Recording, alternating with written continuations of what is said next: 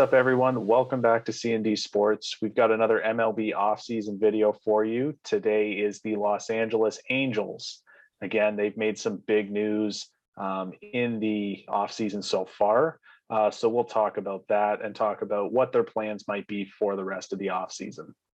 Yes, so like the other offseason videos, we'll break it down into three sections: their current assets, their prospects, and potential targets. So let's kick it off with their current assets. And the Angels have a lot to work with, at least offensively. Not a whole lot of positions they need to address. So Jared Walsh at first, David Fletcher at second, and Anthony Rendon at third. That's a great core to build your infield around. One of the best. One of the best. And the outfield is no different with Justin Upton, Mike Trout, Joe Adell, Brandon Marsh playing a mix in that outfield too. Any outfield that has Mike Trout in it, you should be off to a good start. Obviously, the Angels, they need to do something to try to get Mike Trout back to the postseason. He's only been there once and got swept in 2014 by the eventual World Series winners in the Kansas City Royals, who banners right banner behind me. Yeah.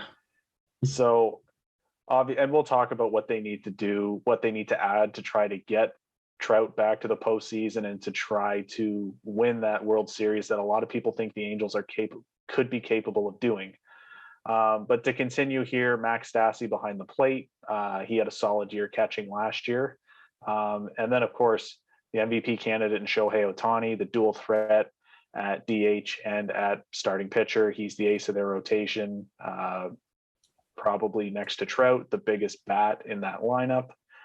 So he'll play a role. And then some guys playing utility roles on the bench in Jack Mayfield and Phil Gosselin. I think they'll play a role in that lineup as well. Moving to starting pitching, Shohei Ohtani, again, I mentioned he's the ace of the staff there. They added another big name righty too, Noah Syndergaard, who, again, there's a lot of question around that signing, considering he hasn't played in a few years. But Syndergaard, a low risk in terms of term, only a 1-year deal at $21 million. I think he does add that number 2 that they desire in that rotation. I think they're one top 3 pitcher away from really being a competitor. And that's something the Angels, they've already addressed it, and it's something that they've needed to address. They've needed to address in the past couple off seasons and haven't necessarily gotten there. They were in the sweepstakes for Garrett Cole a few years ago, and they didn't get him. But I think they need, and I think they can get another top-end starter this year.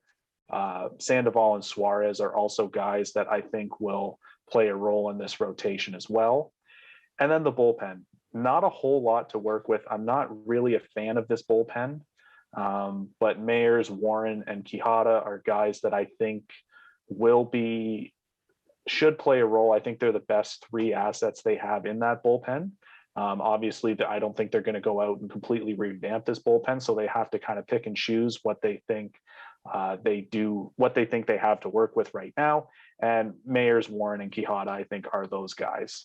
Yep. Now let's get into their prospects. Yeah, and I think in terms of positional players, again, this team doesn't have a lot of positional needs. I think the biggest positional need is shortstop, and we'll talk about that in the free agent targets. Livan Soto is a guy that I think could relieve Luis Rengifo of his starting role if they so choose to bring him up.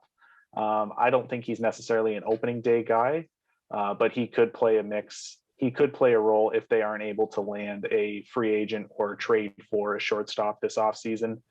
And Jordan Adams is another interesting guy. Only played advanced ball last year, but he's a fast riser, just an incredible athlete. The speed is ridiculous on that guy. I think he could play a role, especially later in the season if they are looking for a speed threat and they still are in the playoff mix. I think Jordan Adams is a guy that has immense potential and could very well make his debut this year. I don't think opening day, but crazier things have happened. Maybe Jordan Adams shocks everyone. I think he's an incredible athlete and will play a role. If it's not on this Angels team, then he definitely will play a huge MLB role down the line for someone. Yep. And then in terms of pitchers, I think Reed Detmers is a guy that if they can't go out and get that starting pitcher, I think Detmers is a guy that maybe he plays a role in that starting rotation. Oliver Ortega, Hector Yan, and Jansen Junk all kind of have either AAA or MLB experience last year, so they kind of have that top end experience to work with. I think they could play a role in the bullpen this year. But that's really it for prospects on the rise. I think they already have good building blocks, and this is a team that needs to go out and spend big money to really make that push back to the playoffs. Yep. And now let's move on to potential targets, starting it off with their positional players. Right. And positional players, you'll notice when we're talking about potential targets here, it's not really an even split. It's mainly focused on pitching. But the one position I did bring up that I think they could go out and invest in is a shortstop. And a couple names come to mind. I think they focus their big contracts on pitching. So I think they need to look for more cost-effective options. One guy that could push for double digits, and I think will get double-digit million, like 10 or probably around the 10 million mark a year, is Andrelton Simmons. Obviously a long history with the Angels. They could bring him back. I think Simmons is a guy that would fit that infield, is familiar with the guys in that infield already, as well as Jose Iglesias. He was there last year and then traded to the Red Sox. Jose Iglesias is a guy that might come back. And then Freddie Galvis is a guy that had a surprisingly solid season last year.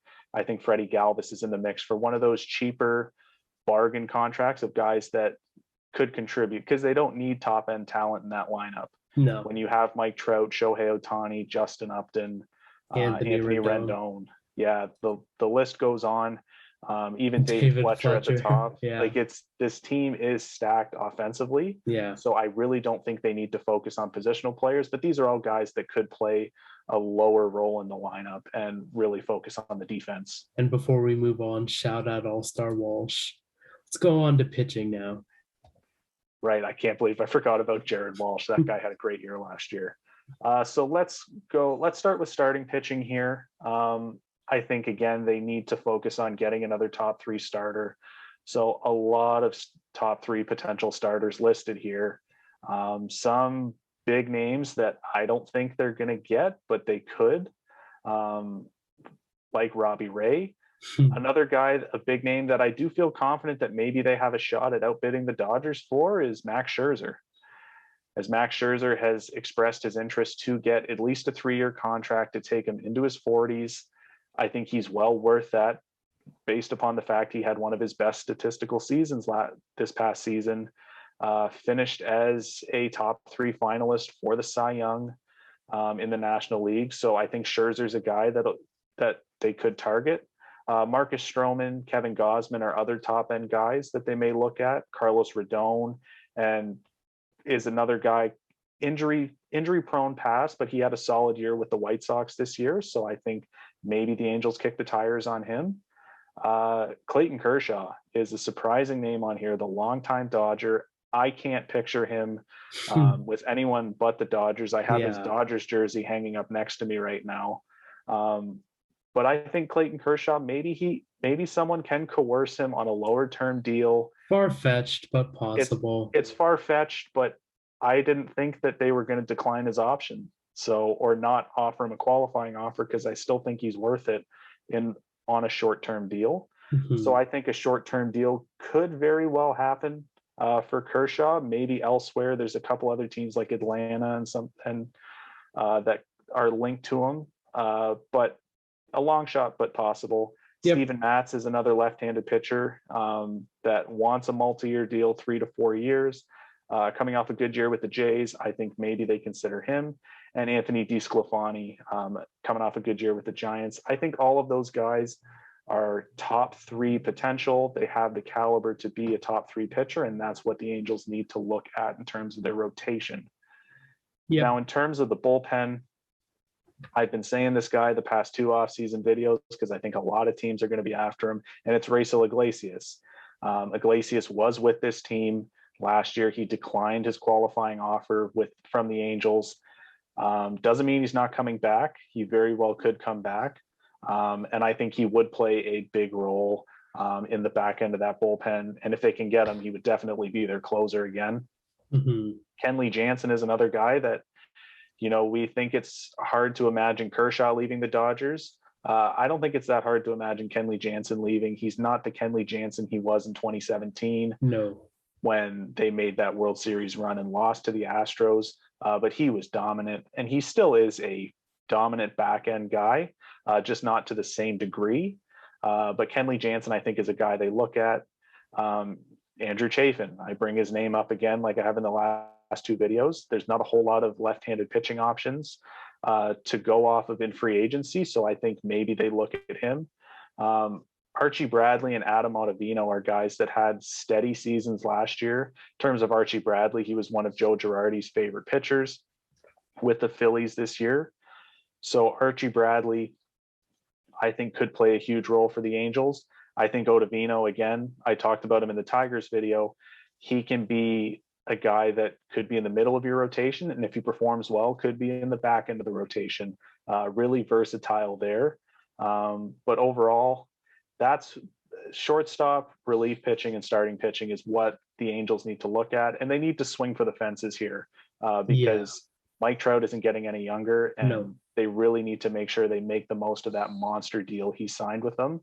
Yep. And try to get back to the postseason while they can. Yeah, now pitching wise, because obviously that's what they've needed. Jared Weaver was the last ace they've had. Now, who on this list of starters do they need most or would fit best? Well, they do have an ace in Shohei Ohtani now. Now, to give him the ace status that Jared Weaver had, I think he has to string this type of season together again to have a top 20 pitcher, even top 15 guy in the major leagues, like he did this past season. He's got to do that again. I think Scherzer and Robbie Ray are almost guaranteed aces. Obviously, Robbie Ray coming off his Cy Young Award season with the Jays. I think those are the two guys they probably need to really look at and to really make that big pitch. But I think they have enough guys that if they do have to go with Shohei Ohtani to try to get that ace status or that perennial ace status for him, I think they could look at a guy like Stroman, Gosman, are probably the two biggest names to kind of slot in kind of at that number 2 spot. But those 4 guys are probably the biggest guys they have to look at. And it's probably just going to be getting one of them because there are still other needs they need to focus. They need to focus their finances on. And they already did get Syndergaard, and exactly. I would expect that to work well. Yeah, and it's one of those things. It's a show me contract. It's show me you're worth multiple years, because he still is fairly young, still in his late 20s. Yeah, he's in his late 20s, so definitely he could be worth maybe a 4 to 5 year deal if he can stay healthy and have a good season with the electric stuff that we're used to seeing out of Noah Syndergaard. Yep, and there you have it. And there you have it. Thanks for watching, guys. If you like this video, give it a like down below. Subscribe so you don't miss any of our other uploads. We've got MLB offseason uploads throughout the offseason, different commentaries and stuff like that. Make sure you subscribe so you don't miss those. Let us know your thoughts about the Angels in the comments and what that you think they need to do this offseason, and we'll see you in the next video. Peace.